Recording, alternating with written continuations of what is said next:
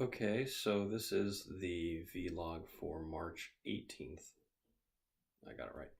Um, and didn't zoom in. All right, let's do a little zoom there. Okay. And this is a big piece of green foam board. Foam board. It's not card stock. It's got like a little layer of foam, so the whole thing is rigid. It isn't supposed to fold in on itself at all. But I don't use the green side. Um, what I actually do is I put the green side down on a chest over here so that I have a completely flat white surface. And that was what I was shooting the handful of review videos that I did for transforming figures on. So I just wanted to see if it would actually show up in the frame. And it does, but not too much. We're going to have my sister. Sister's going to be staying here next week, but I'm not going to involve her in the vlogs at all. It does mean that I'm going to have to find a new place to shoot those for a week. I hesitate to use my own room because it's not very well lit and it's got a lot of junk in it. So maybe I'll use the bonus room we have in the house.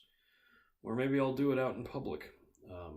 The content of these videos isn't terribly risque. I talk about toys an awful lot. I talk about times I lived in Minnesota and times when I was younger.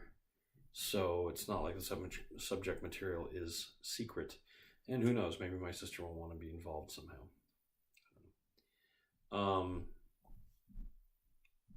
I'm tired, so I did another walk today.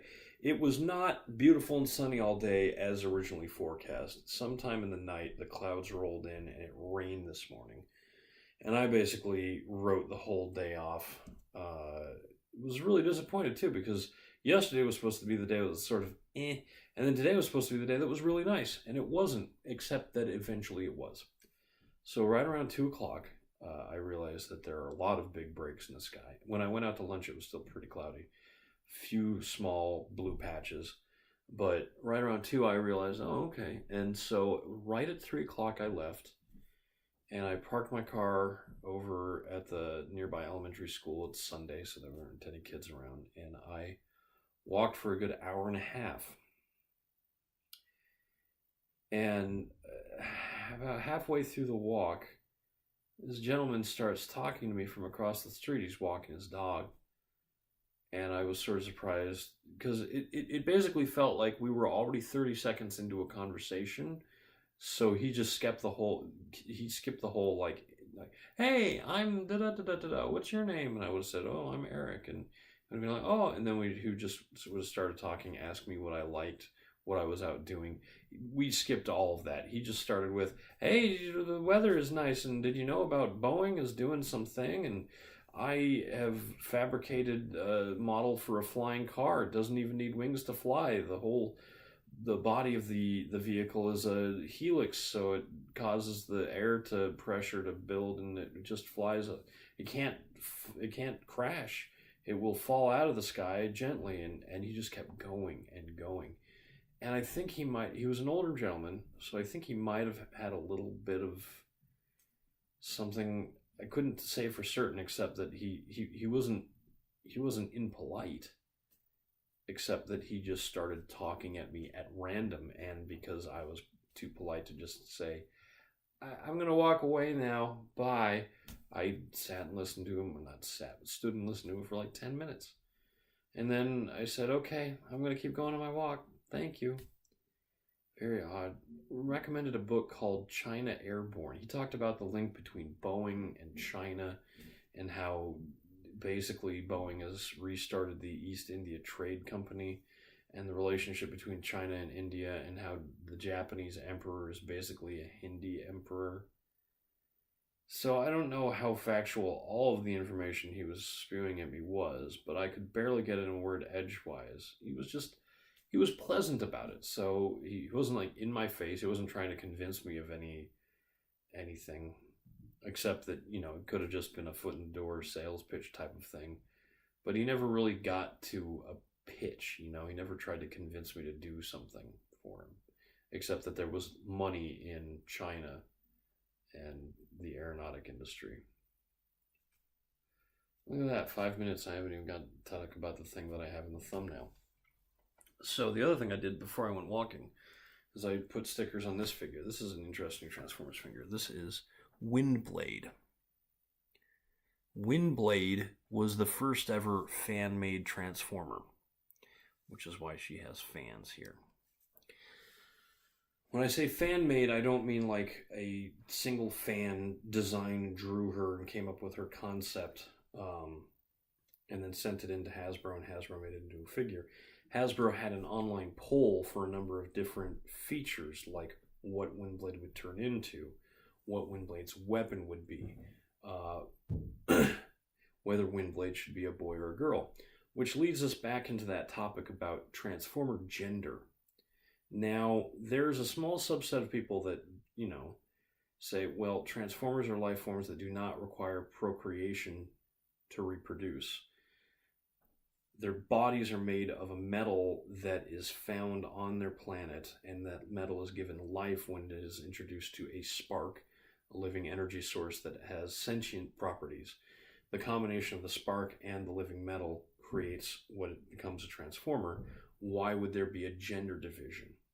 Well, in the real world, let me rephrase that. If Transformers happen in the real world, that would be a very valid argument. However, Transformers is a series of cartoons and comic books designed to sell toys. And the storytelling in that should appeal not just to boys, but to girls if the brand is to endure. The fact that the female aspect of this character won by a landslide should drown out the vocal minority that thinks that the whole idea is silly, that you shouldn't be having figures created by committee, even though most are anyway. The committee just happens to be a private company. But Windblade should be a girl so that girls reading these stories or watching these stories on TV feel like they're represented. It's hard to represent minority ethnic groups in Transformers, given that they're robots and their colors vary wildly, and they all come from an alien planet, and divisions upon that planet are hard for us to even comprehend. They identify themselves, by the way, in the IDW comics with their city of origin as a surname. So, or if they're a colonist like Windblade here, the planet that they grew up on as a surname. So she is Windblade of Caminus, because Caminus is the giant transforming city that later became a civilization on a planet where she comes from. So, one of the big things about this character, rather this figure, is that the colors were wrong compared to all of her fictional appearances. She's not supposed to have red on her upper leg. She's supposed to have black. However, the stickers do add red on the wings where she should have red. They also add a number of tiny little blue highlights, which are thankfully catching the light in here really nicely and really sort of make the whole design pop a little bit. I really like the way that this turned out. The only problem with Windblade is her face. She doesn't look anything like... I mean, she has a white face with a little bit of red makeup under her eyes and a sort of helmet that looks like a ceremonial headdress of somebody from Japan, which is funny because the character is nothing like a Japanese person whatsoever. Except that she's usually very polite. I'm just getting little raises now for no reason. Anyway, women need to be better represented in all of fiction. I'm just going to say it right now. And you can call it politicizing if you want, but I firmly believe it. The main character of my book that I've written, the manuscript that I haven't gotten published yet, the main character is female. Probably a majority of characters in the story are female. Only a slight majority. There are plenty of male characters.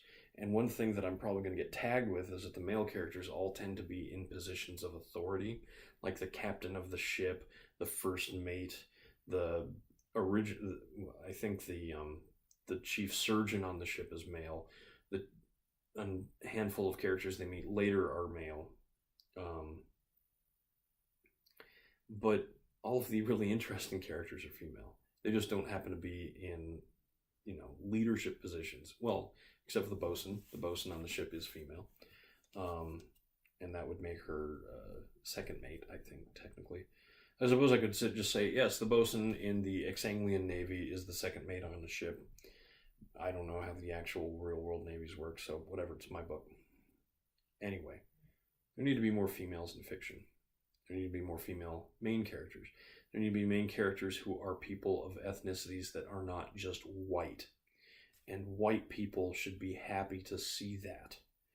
Because we've had ourselves spoiled by so many characters being white for centuries upon centuries. We need a little variety, and I'm happy to see it wherever I can get it. And if I have to make it myself, so be it. I've been Eric Spornitz. This has been my vlog, and tomorrow will be better. And I'm going to sleep really well tonight.